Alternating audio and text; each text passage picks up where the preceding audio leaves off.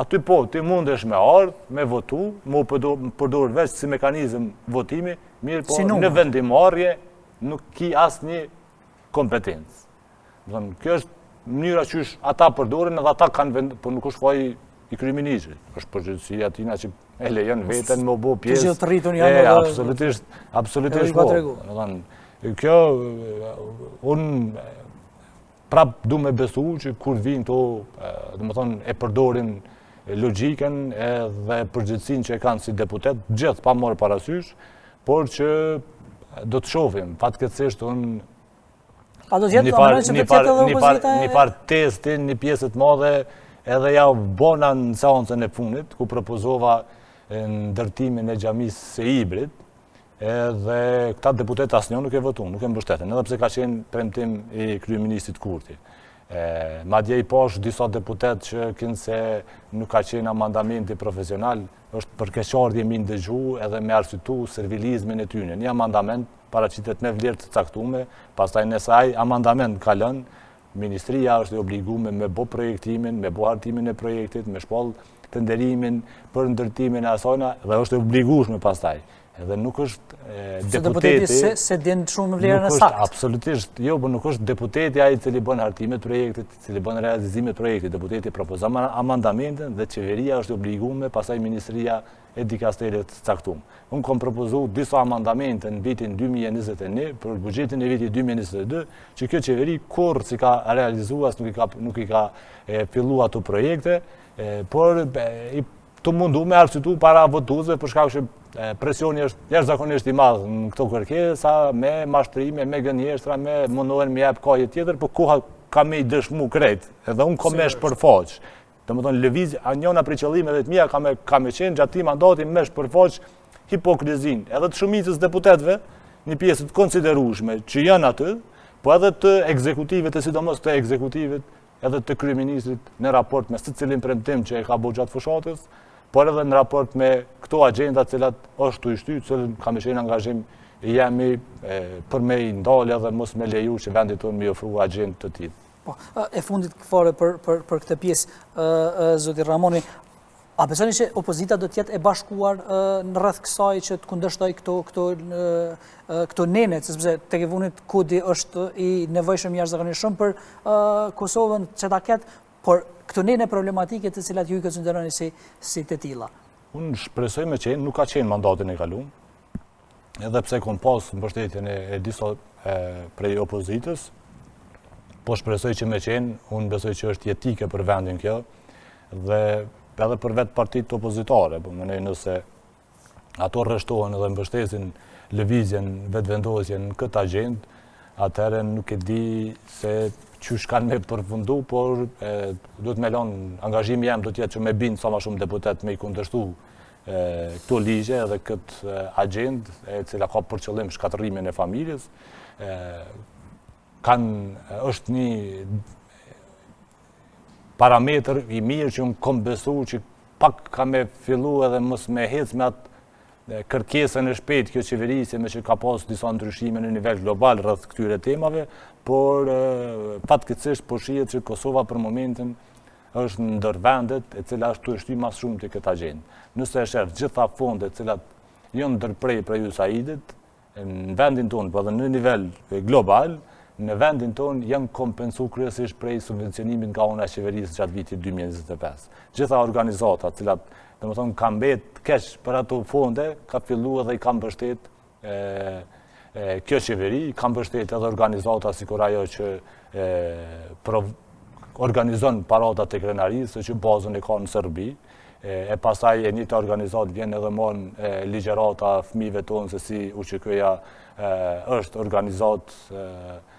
kriminale organizume, dhe këto janë financime cilat i kanë bërë tyre edhe po vazhdojnë me i bërë kjo qeveri të organizatave cilat kanë për qëllim humbjen e vlerave edhe të luftës edhe të familjes edhe gjithë shka në vendin tonë. Po, zoti Ramoni, po dalim një temë tjetër cila është e këtyre ditëve dhe është çështje a do të vazhdoj kjo mandat, kjo legislatur, apo do të shkojmë sërinë në zgjedhje, çështja e presidentit. Si pot takimet e kryeministrit Kurti me dy lideret e partive opozitare, Bedri Hamzën dhe Lumir Abdigjikun. Me Hamzën nuk pati deklarime pas, por me Abdigjikun po, dhe si pot ato kalkulimet e tij që i bënte ato matematikat, na duhet 85, 84, jo mujna me LDK, jo s'mujna. Në veprimet politike, kryeministri është jashtëzakonisht kalkulant. Dhe unë mendoj që këto takime opozita është dashur t'i bëjë të qarta që është dashur me ndodh para konstituimit të institucioneve të Republikës Kuvendit edhe qeverisë, në mënyrë që të ketë një dakordim rreth çështjes së presidentit. Tashmë, domethënë, na jemi edhe 8 ditë afër përfundimit të afatit të zgjedhjes së presidentit të Republikës Kosovës, dhe veprimet gangstere, po i quajt, kësaj qeverisje në këtë raport duken me qenë edhe interesante, janë kogja vështirë të interpretueshme me jep sakt se ka dhe qysh po menon me shku. Të shohim si PDK është një dakordim që pa marrëveshje politike nuk votojmë asnjë president. Diskutimet ma detajshme se çka edhe qysh i kanë qenë rreth emrit, besoj që janë të hershme për me u diskutu, por që pritet me pas, besoj edhe takime tjera, edhe, por që është një, domethënë, veprim jo i duhur prej kryeministrit, i cili të duhet të krijonte institucione stabile, edhe të kishte kohën edhe të veprimeve nga una e gjitha subjekteve politike. Këto negociatat të duhej ose diskutimet të duhej të fillonin shumë më herët, sepse edhe kishim ardhur besoj të në zgjidhje shumë më e mirë, pa presionin e kohës, pa të gjitha. Këtu e përdor, domethënë, çështjen e afatit kohor si presion edhe për partitë opozitare, nëse ato nuk dëshirojnë me ose friksohen prej zgjedhjeve, e përdor edhe më shumë tek deputet e tinën e lëvizjes vetëvendosje si shantazh për ndëgjueshmëri ose për ndryshe shkojmë në zgjedhje, dhe e ka përdor që mu ka habit, domethënë, në raport edhe me presidenten. Po pikërisht, sepse e përjashtoni farforme si do të jetë kandidatët e tyre. Ju e dëgjuat besoj edhe sot që Arbria Nagaci, shefja e grupit parlamentar, tha na s'kemi kërkuar vot për Osmanin presidente. Unë dëgjova edhe deklarimin e kryeministrit, edhe të shefes grupit parlamentar të vetëvendosjes, edhe të disa deputetëve të vetë Guco, dhe nuk pash asnjë shenjë që ata kanë me propozuar emrin e presidentit Vjosa Osmani për presidente. Pse mendoni që s'do ta propozojnë? Sepse krejt e akuzuan Osmanin që ja u kryti një shërbim me 28 dhjetor që ja u lan. Pse mendoni që s'do ta propozojnë? Ata nuk po japin shenjat, paktën në deklarimet e tyre që nuk do ta propozojnë. Edhe arsyet i din ata. Unë besoj që në aspektin edhe të pamjes si konkurrencë, edhe të Guxos, po edhe të vetëvendosjes, ata e shohin si rrezik Vjosa Osmanit. Edhe mendoj që kjo mundet me qenë një emëruesi përbashkët, sepse domethënë një mandat i Vjosës është përfundim i të drejtës për me qenë president matutje, edhe përgjatë këtij mandati ajo kish pas edhe atë autoritetin edhe të kundërshtimit, edhe të vetë qeverisjes, edhe gjithë shkafit për me ngrit veten edhe politikisht, edhe ata e kalkulojnë jashtëzakonisht mirë, madje guxon nëse Vjosa Osmani mbas 5 viteve kthehet në politik, edhe roli e ndikimi i tyre në raport me presidentin është minimal, kështu që ata duhet me rujt ndikimin e tyre brenda koalicionit edhe politik në përgjithësi, por edhe kish me qenë një kundërkandidat kogja serioz në aspektin e politikë bomjes edhe në